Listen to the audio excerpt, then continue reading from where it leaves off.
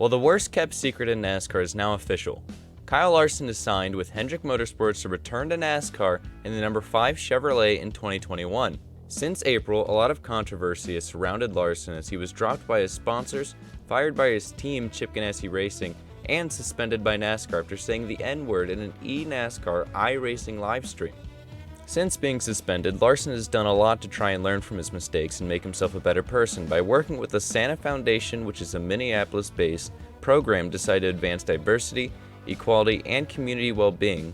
He also now serves as a mentor in the NASCAR Drive for Diversity program, which is the same program that he came through NASCAR in, which we'll talk about in a minute. On top of all of that, he also works as a volunteer for the Urban Youth Racing School in Philadelphia, which provides a platform to introduce students of color to motorsports. So of course, as you expect, after what Larson did, there will still be people who aren't willing to forgive him, which is totally fine. I think everyone has the right to not like Kyle anymore for what he did. That's 100% acceptable in my book.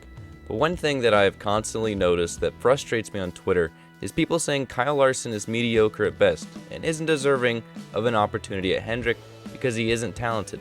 Talented on dirt, but just okay in NASCAR is what they all say. Stats do not care about your feelings, and even in the Cup Series, Kyle Larson is much more than mediocre. If you don't believe me, then buckle up because I'm about to walk you through Kyle Larson's NASCAR career to this point.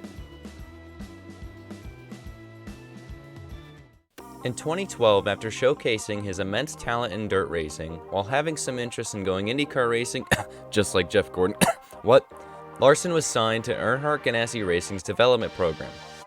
In 2012, at the P. Orr Memorial Orange Blossom 100 at New Smyrna Speedway, Larson made his first ever start in a full-bodied stock car and won, only leading one lap. He won again a week later at New Smyrna during the World Series of Asphalt. In that season in 2012, Larson raced full-time in the K&N Pro East Series for Rev Racing. He went on to win 2 races at Gresham Motorsports Park and New Hampshire Speedway, while also finishing in the top 5 6 times on his way to beating out Corey LaJoie for the championship in his first season. That's right, K&N East Series champion in his first season. In 2012, Larson would also make some Truck Series starts, starting in June where he made his first start at Kentucky and finished 10th on debut. He made 3 more truck starts later in 2012 at Atlanta, Phoenix, and Homestead, finishing 6th, 2nd, and 27th. In just his second season of full-time stock car racing, Larson moved to the then known as Nationwide Series but now known as Xfinity Series in 2013, driving the number 32 for Turner Scott Motorsports, where he would also make Truck Series starts. While his 2013 Xfinity Series campaign is probably most memorable for his nasty catch fence crash at Daytona, Larson did have some mighty fine runs, the best being at Bristol, where we got to see him battle Kyle Busch and give us the Kyle and Kyle show for the first time.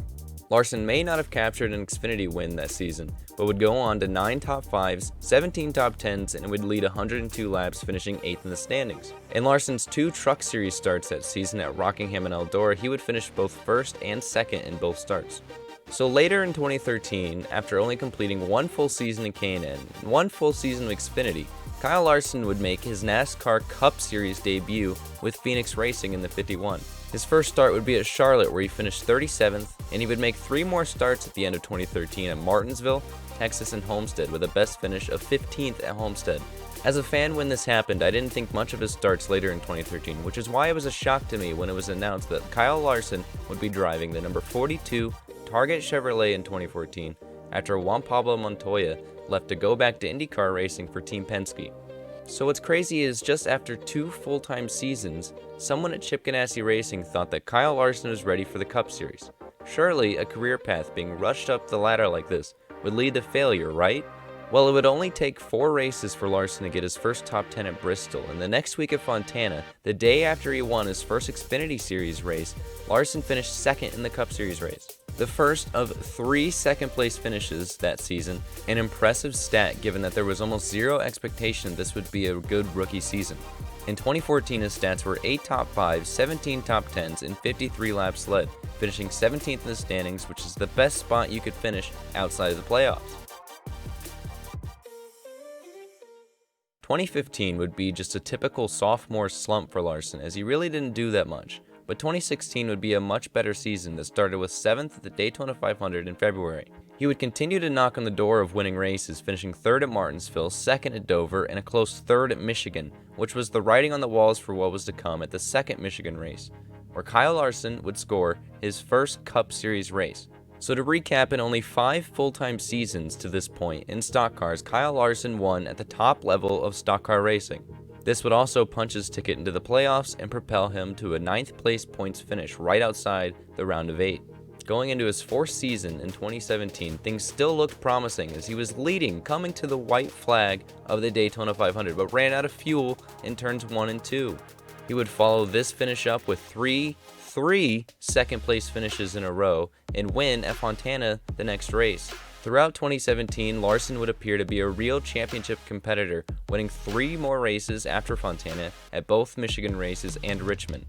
Going into the playoffs, Larson made it all the way to the round of 8 before having probably one of the worst string of races you can have in the playoffs. He would rebound after that with a 3rd place at Homestead, but 2017 is definitely deserving of a missing rings video for sure. The next 2 seasons in 2018 and 2019, Larson continued to show nothing but promise with 20 top 5s, 36 top 10s, and 1 more win at Dover in 2019, with 2 more playoff appearances, finishing 9th and in 6th. So with Chip Ganassi Racing, Larson proved he could make it as far as the round of 8, which begs the question, how far could he go with a better team? Which leads me to tell you why I think Larson deserves his chance at Hendrick Motorsports. He's been this competitive with Chip Ganassi Racing, so theoretically he should perform even better at Hendrick Motorsports and probably help elevate the rest of the organization, which is something Hendrick Motorsports has needed for a while.